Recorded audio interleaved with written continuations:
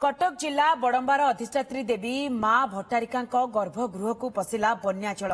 महानदीर जलस्तर वृद्धि जोगु मंदिर भितर को पशिछि पानी मंदिर भितर 5 फुट बन्या जल प्रवेश करिछि मंदिर बुड़ीबा सहित चारिपटे पानी पशि रही मां भट्टारिका चलंती प्रतिमा को पूजक माने रत्नगिरी पहाड़ उपरे थिबा सरघर को स्थानांतरित करिसेंति मां भट्टारिका नीतिकांति रे कोनोसी व्याघात सृष्टि न हुए सेथिपई मध्य देवोत्तर एवं मंदिर सेवायत सजाग होई रहिसेंति।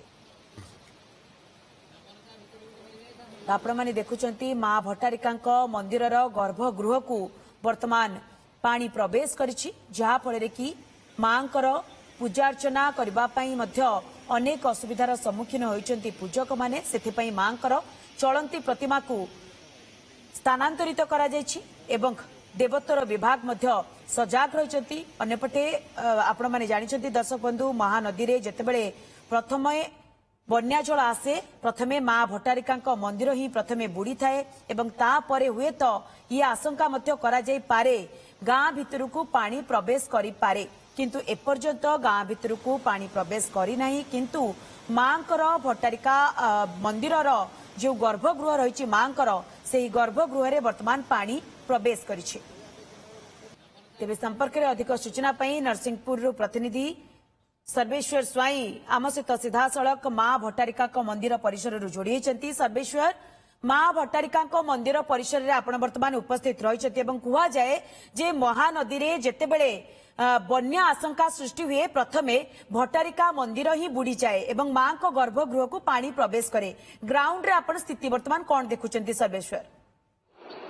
निश्चित भाव जेहेतु कहीपर भट्टारिका मां को गत काली दिन ठारू पाखापाखि नदी बढ़िबार लगी तेज राति पाखापाखि गतकाली राति 10टा पर मां को सरघर को स्थानांतर कर मो सहयोगी पूरा कह चित्र देखेबे ए जो रही ये हूँ मां भट्टारिका मंदिर जो मंदिर 5 फुट्र बन्या जल प्रभावित होउछि लघुचाप जनित लगाण वर्षा फल एवं मां को मंदिर 5 फुट्र बन्या जल प्रभावित होउछि गतकाली राति 10टा समय मां को सरघर को स्थानांतर कर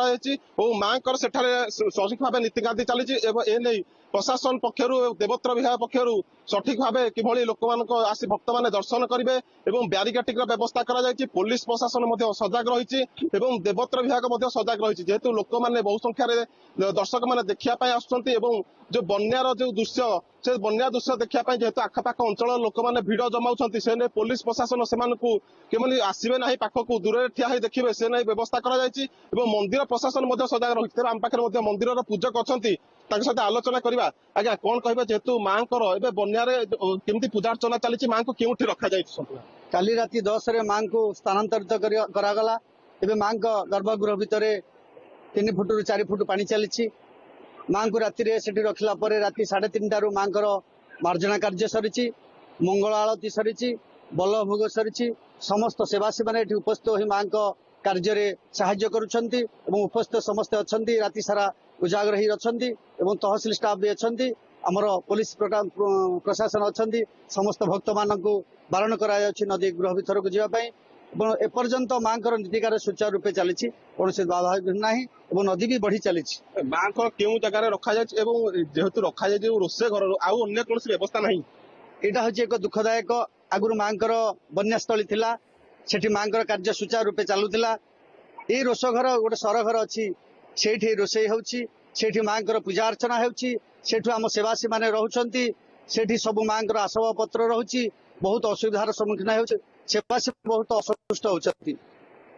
निश्चित आम पूजक शुणुले संपूर्ण भाव मंदिर प्रशासन सजग रही सेवायत मान सजग रही मोर सहयोगी चित्र देखेबे कि सेवायत मान सजग रही मां को जो रोष घर रही मां को रोष घर कि भाव नीतिकांति चली देखेबी सहयोगी पूरा चित्र देख ये रही से रोष घर जो मां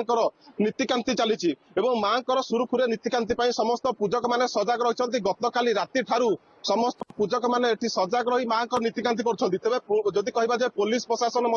सजग रही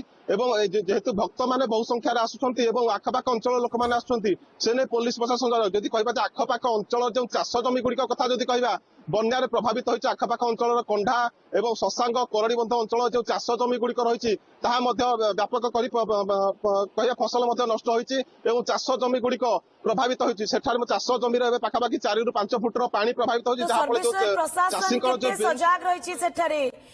କଣ ଆମେ ଆଶଙ୍କା କରିପାରିବା କି ଅନୁମାନ କରିପାରିବା କି ଯେ ଗାଁ ଭିତରକୁ ହୁଏ ତ ପାଣି ପ୍ରବେଶ କରିପାରେ ବୋଲି? ନିଶ୍ଚିତ ଭାବେ ଯଦି କହିପାରିବା ଯେ ଯଦି ଆଉ ବନ୍ୟା ଜଳ ବଢିବ ତେବେ ଗାଁ ଭିତରେ ମଧ୍ୟ ବନ୍ୟା ଜଳ ପ୍ରବେଶ କରିବାର ମଧ୍ୟ ସମ୍ଭାବନା ରହିଛି। ଯେହେତୁ ଏବେ ମୁଣ୍ଡୁଳିରେ 8,13,000 କ୍ୟୁସେକ୍ ଜଳ ପ୍ରଭାବିତ ହେଉଛି, ଆଗାମୀ ସମୟରେ ଯନ୍ତ୍ରୀଙ୍କର ଯାହା କହିବା କଥା 9 ଲକ୍ଷ କ୍ୟୁସେକ୍ ଜଳ ପ୍ରଭାବିତ ହବ, ତେବେ ଏଇ ଜଳ ମୁଣ୍ଡୁଳି କି ଆଗାମୀ ଦିନରେ ଯାଇ ପହଞ୍ଚିବ 24 ଘଣ୍ଟା ଭିତରେ